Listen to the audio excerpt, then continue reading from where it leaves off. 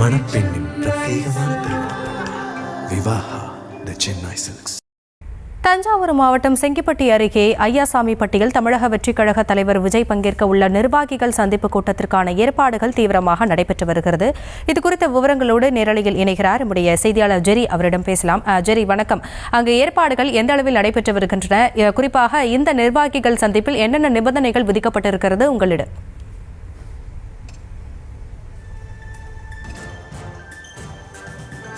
வணக்கம். தமிழக வெற்றிக் கழக தலைவர் விஜய் நாளை தஞ்சாவூரில் உள்ள செங்கிப்பட்டி எனும் பகுதியில் நிர்வாகிகளை சந்திக்க இருக்கிறார்.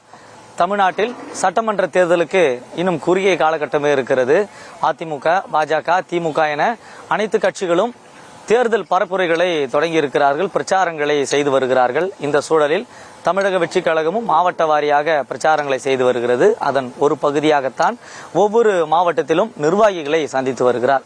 அதாவது கரூர் சம்பவத்திற்கு முன்பாக தமிழக வெற்றிக் கழக தலைவர் விஜய் சுற்றுப்பயணம் மேற்கொண்டிருந்தார். அதன் பிறகு நீண்ட இடைவெளிக்கு பிறகு ஈரோட்டில நிர்வாகிகளை சந்தித்தார். அது மிகப்பெரிய ஒரு பொதுக்கூட்டமாக அமைந்தது.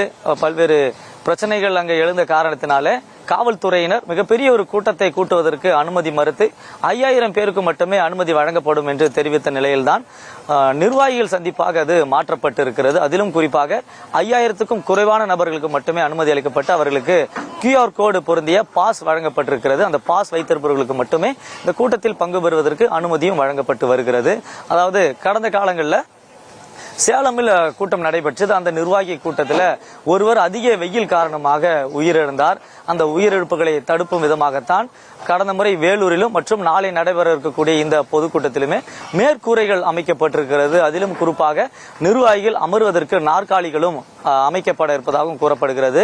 காவல்துறையிடம் அனுமதி கேட்கும் பொழுது மிக முக்கிய நிபந்தனையாக இது இரண்டும் தான் இருக்கிறது. அதாவது நிர்வாகிகள் இருக்கக்கூடிய இடம், அதாவது இந்த கூட்டம் நடைபெறக்கூடிய இடத்துல மேற்கூரை அமைக்கப்பட வேண்டும். அதே போல 12 மணிக்கு வழக்கமாக இந்த கூட்டம் நடைபெறுகிறது. அதை சற்று முன்னதாக துவங்க வேண்டும் என்றும் இந்த நிபந்தனைகள் இருக்கிறது. இந்நிலையில் தான் இதுவரை 12 மணியிலிருந்து 3 மணி வரை கூட்டம் நடத்துவதற்கு அனுமதி கேட்பார்கள். ஆனால் இந்த முறை இந்த செங்கிப்பட்டியில் நடைபெறக்கூடிய இந்த நிர்வாகிகள் கூட்டத்திற்கு 10 மணியிலிருந்து 3 மணி அளவில் அனுமதி பெறப்பட்டிருக்கிறது. ஏறத்தாழ 10லிருந்து 11 மணிக்குள்ளாக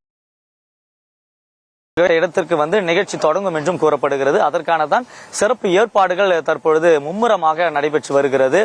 தற்பொழுதுதான் தமிழக வெற்றிக் கழகத்தினுடைய பொதுச் செயலாளர் புசி ஆனந்த் நிர்வாகிகளை சந்தித்து பல்வேறு அறிவுறுத்தல்களையும் வழங்கிவிட்டு சென்றிருக்கிறார். அதே போல விஜயை பார்ப்பதற்காக ஆர்வ மிகுதியில பாஸ் வைத்தில்லாதவர்கள் இந்த கூட்டத்திற்குள்ளே நுழைந்துவிடக் கூடாது என்பதற்காக இந்த திடலை சுற்றி 10 அடி உயரத்திற்கு தகர சீட்டிலான தடுப்புகள் அமைக்கப்பட்டிருக்கிறது. அதே போல ஒரு பாக்ஸிலுமே 250 பேர் அமர்ந்து இந்த நிர்வாகிகள் கூட்டத்தில் பங்கு பெறும் வகையில் இந்த ஏற்பாடுகளும் செய்யப்பட்டிருக்கிறது. முன்பெல்லாம் வாட்டர் பாட்டில்கள் இருக்கும் ஒரு பாக்ஸிலும் வைக்கப்படும். ஆனால் தற்பொழுது நிர்வாகிகளிடம், அதாவது தன்னார்வலர்களிடம் வாட்டர் பாட்டிலை கொடுத்து அவர்கள் இருக்கும் இடத்திலே கொண்டு சென்று சேர்க்கும்படியாகவும் ஏற்பாடுகள் செய்யப்பட்டிருக்கிறது. அதன் தொடர்ச்சியாகத்தான் வாட்டர் பாட்டில்கள் காலியாக கூடிய அந்த சூழல்ல இந்த திடலை சுற்றியும் சின்டெக்ஸ் டேங்கில் தண்ணீர்கள் நிரப்பப்பட்டிருக்கிறது.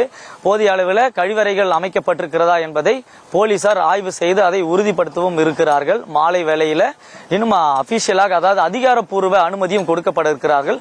வாய்மொழி உத்தரவாகத்தான் தற்பொழுது கொடுக்கப்பட்டிருக்கிறது. வேலையை தொடங்க சொல்லி நிர்வாகியிடம் காவல்துறை வாய்மொழி உத்தரவாக கூறப்பட்டிருப்பதாகவும் கூறப்படுகிற சூழல தான் இன்று மாலை தான் அதிகாரப்பூர்வமாக அனுமதி கடிதம் கையில் கிடைக்கும் என்றும் இன்னொரு தகவலும் குறிப்பிடப்பட்டிருக்கிறது. இந்த சூழலில் தான் நிர்வாகிகள் தலைமையில இந்த ஏற்பாடுகள் தீவிரமாக நடைபெற்றுக் கொண்டிருக்கிறது. தாவேக தலைவர் விஜய் நாளை என்ன பேச போகிறார் என்கின்ற ஒரு எதிர்பார்ப்பும் கிளம்பி இருக்கிறது. ஒவ்வொரு முறையும் ஆளும் கட்சியை அவர் குற்றம் சாட்டினாலும் கூட ஒவ்வொரு நிகழ்ச்சி நடைபெறக்கூடிய இந்த இடைப்பட்ட தூரத்தில் பல்வேறு சம்பவங்கள் நடைபெறுகிறது. இது குறித்து கண்டனங்களை எழுப்புவாரா என்ற ஒரு எதிர்பார்ப்பும் அரசியல் வட்டாரங்களில் ஒவ்வொரு முறையும் எழத்தான் செய்கிறது. அதன் அடிப்படையில் தான் அரசியல் ரீதியாகவும் தனிப்பட்ட ரீதியாகவும் தாவேக தலைவர் பல்வேறு இன்னல்களை சந்தித்து வரக்கூடிய சூழலில் இந்த முறை எழக்கூடிய குற்றச்சாட்டுகளுக்கும் அல்லது கேள்விகளுக்கும் பதிலளிப்பாரா என்ற ஒரு எதிர்பார்ப்பும் எழுந்திருக்கிறது.